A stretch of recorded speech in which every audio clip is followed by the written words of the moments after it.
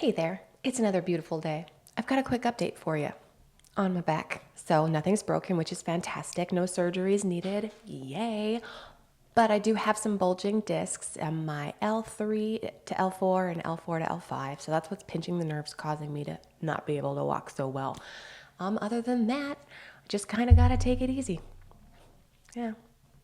Let's watch some stuff. Electric power is everywhere present in unlimited quantities and can drive the world's machinery without the need of coal, oil, gas, or any other fuel. This new power for the driving of the world's machinery will be derived from the energy which operates the universe, the cosmic energy. The cosmic energy. I don't know why we're not using it. Actually, I do know why. But the last couple of days, we've been talking about Tesla and this Parker Edmondson kid just a little bit. But today I'm like super deep into it. My brain is just nonstop this electricity thing. It's driving me mad and I'm loving it. So I'm going to share it with you. Let's dive down this rabbit hole just a little bit together. And I hope you enjoy it. Why do we see no wires on the pylons of the old world? Today our streets are filled with these pylons with wires, but the ancients seem to have no wires. In fact, they were harnessing free energy. Have you ever noticed the metal balls which are on all of the ancient buildings? You probably still have them now. These metal balls were filled with mercury, and on top of them was an antenna which was harnessing the electromagnetic energy. This energy was then sent to the mercury, and watch what happens with mercury. This would cause the mercury to spin and create free energy. The word cathedral comes from cathedral, anode and the cathode, because it's creating electricity. All of these buildings around the world all had the same antennas. This is because it was the great Tartarian Empire. Take a look for yourself.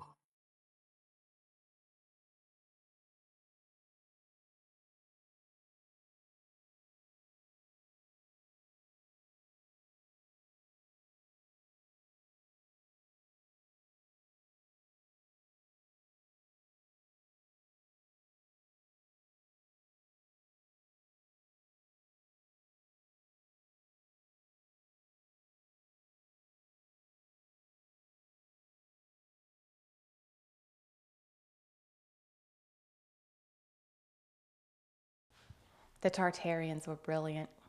They didn't need wires.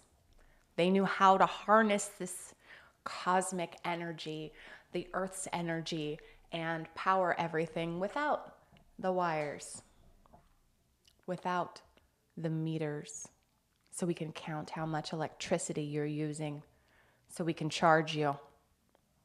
Hey, thanks so much for joining me today. If you're having a good time, please hit that like button and consider subscribing, and then come back tomorrow because I'm making a new video every day. Hi guys, so I just want to use my platform to let y'all know what the hell is going down. They banned Dr. Parkenstein. For those of you that don't know, Parker was literally continuing Nikola Tesla's work, like quite literally. These are his videos from his YouTube.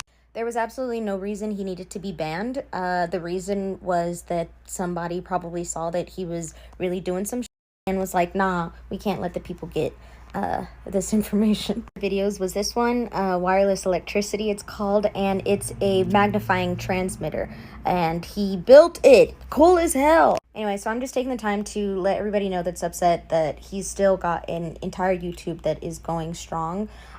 He's doing really good too, deserves it. And I just want to say, if anybody is putting information out there like this, having us think differently, don't put all your eggs in one basket. In one basket being TikTok. Make sure you have different avenues.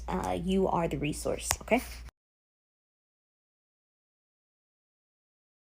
Sorry the sound got a little wonky there, but I wanted to show you the whole clip, even though it was a little funny. But it talks about what we've been talking about, how people are being silenced when they come out with information like free electricity, free energy.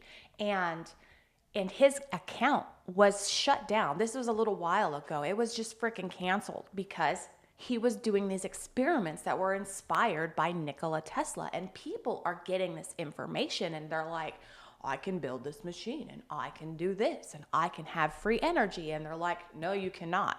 You cannot show anybody this. But like she said, he's also on YouTube. He's got other platforms that he's on. I'll show you another video in a little bit about that big contraption that he built. It's fantastic. The genius inventor Nikola Tesla passed away in 1943. About 60 boxes filled with invention ideas he drafted mysteriously disappeared.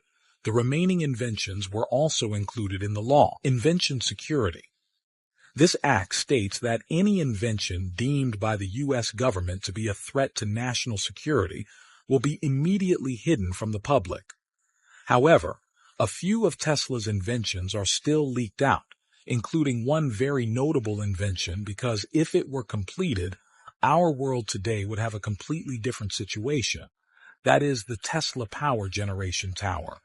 This inventor claims that just one tower like this can provide electricity for an entire large city for a decade without even needing to use wires. Electricity, and especially it is completely free. This tower works by absorbing electricity from the Earth's magnetic field and then transmitting this electricity to any electrical device within its coverage area.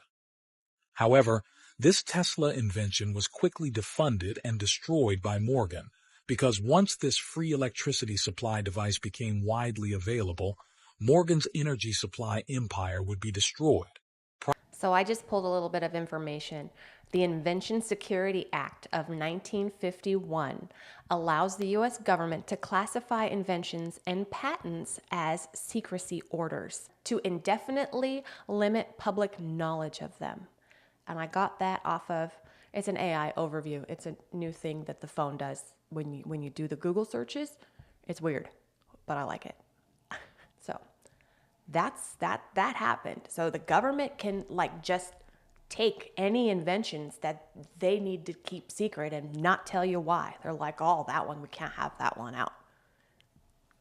So that's why they're afraid of this Parker Edmondson kid, because he's doing all of these experiments and doing it just out in the open instead of, oh, I'm going to patent this because I need to keep it private. So it's for me, and then it gets taken, and then there's nothing you can do about it.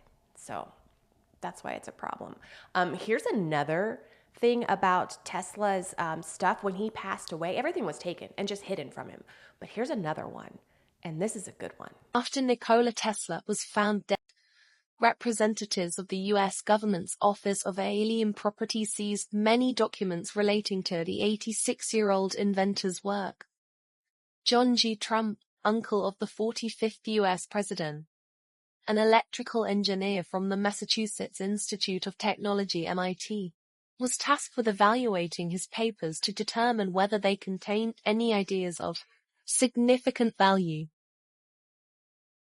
While the FBI originally recorded some 80 trunks among Tesla's effects, only 60 have been released to Tesla's family. Franklin D. Roosevelt's vice president, Henry Wallace, discussed the effects of Tesla, particularly those dealing with the wireless transmission of electrical energy and the death ray with advisors. This is according to FBI documents released in 2016.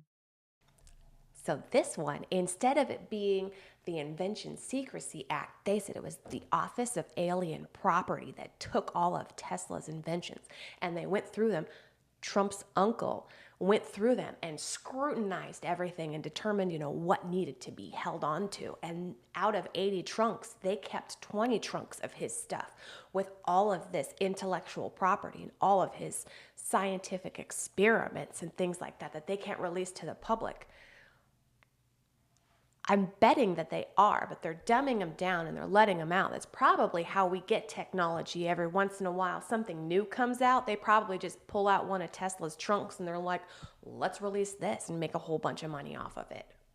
It wouldn't surprise me if that's what patent offices were doing. I mean, they're pulling all of the cool inventions, right? And these people who are inventing them are just kind of going, bye-bye.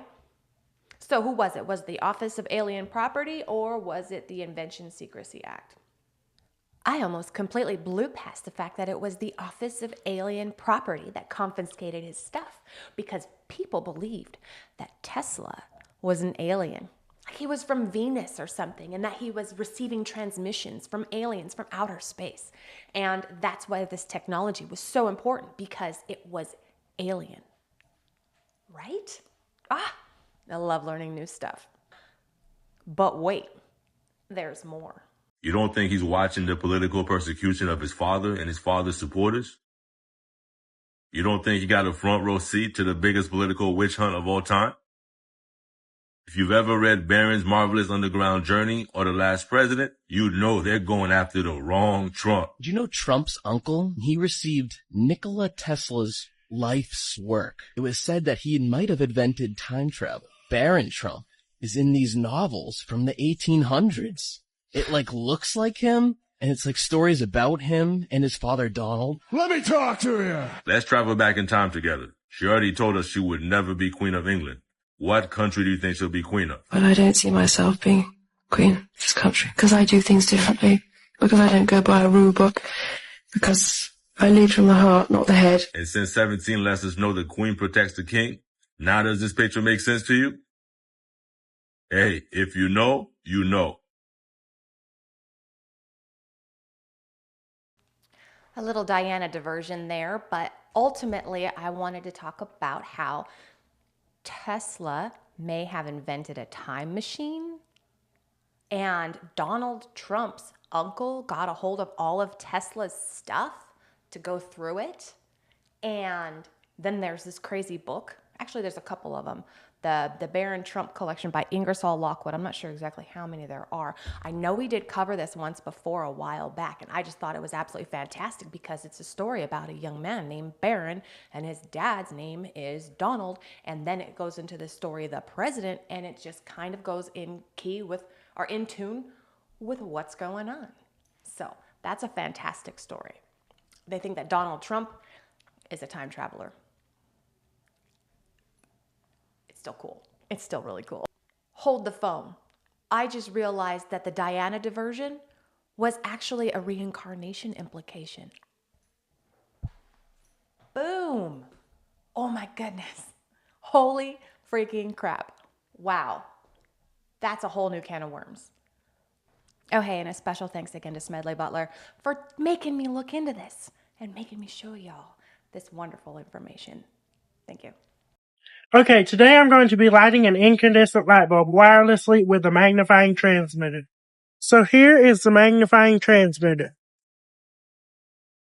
So here is the light bulb we'll be lighting up wirelessly. It's a 240 volt oven light bulb. So one side connects to this ground. Let me turn on my flashlight. One side is grounded to this fence post, and one side goes over to this receiving coil, which is untuned. Here's the top wire on the receiving coil. Wait, where is it? There it is. Okay, here is the top wire on the receiving coil. Notice there's no connection to the magnifying transmitter. Okay, now I will turn on the magnifying transmitter after I put my phone on this music stand, and then I will go over there and move the receiving coil back and forth so y'all can be assured there's no connection. Okay, here we go.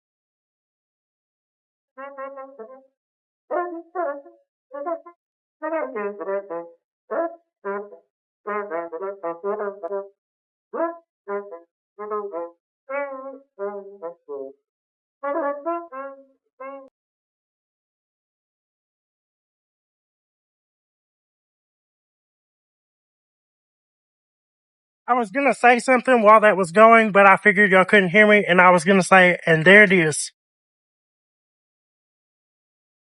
So just so we know, he did end up rebuilding his TikTok account. He is Dr. Parkenstein 2, and there's so many wonderful videos on there. This kid has got such just a wonderful personality, and he's just brilliant. And I absolutely love watching his videos. If you want to go check him out, please do. He's fun to watch. And he just, a completely different quirky attitude to the world, and it's just wonderful. And I'm so glad that he's able to get this stuff out because it's important. We should all have this magnifying transmitter in our backyards, or just one per city, like we saw in the other video, right? Big tower can power an entire city for decades. You had enough power in radio waves to power a light bulb? Through the air? Are you standing in the way of this? This energy has pathways.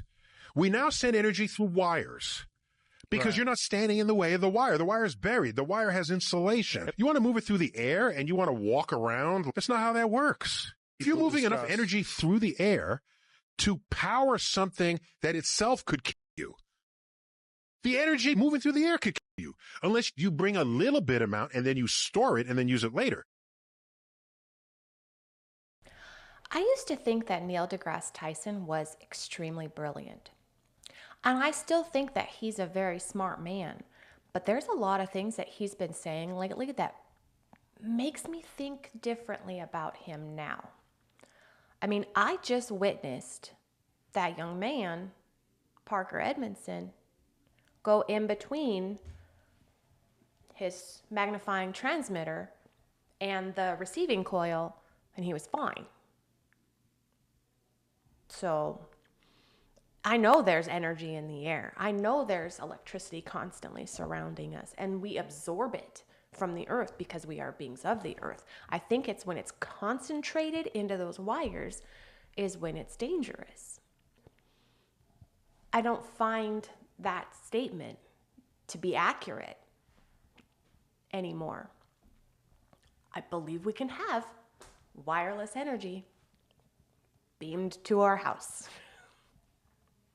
This device is able to generate energy in a self-sufficient way thanks to the power of magnetism and the cleverness of several patents that have been hidden from the public for decades. The rotor generates the force that drives the motor thanks to neodymium magnets and a special alloy that can keep the system running almost forever.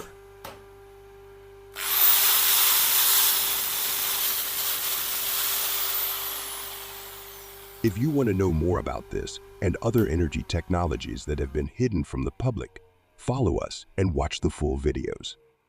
Join the revolution. So I'm pretty sure that was like a perpetual motion machine, right? And those supposedly are impossible. But it appears that it is possible. Like you said, the magnets and stuff keep it going, and then you have like an alternator that turns it into usable energy. Plug something in, boom, there you go. That's fascinating. I'm so glad to see a lot of this creative stuff. When people find out how to do this, they're not like running to a patent office. They're just like, look what I did. This can be done. And we need more of that. And we need to spread it more widely. On that note, I had a lot of fun with this little diversion today. I hope you did too. Thank you so much for sharing your time with me. Come on back tomorrow. We'll watch new stuff. I'll say different things, and it's going to be fantastic. Until then, have a wonderful day.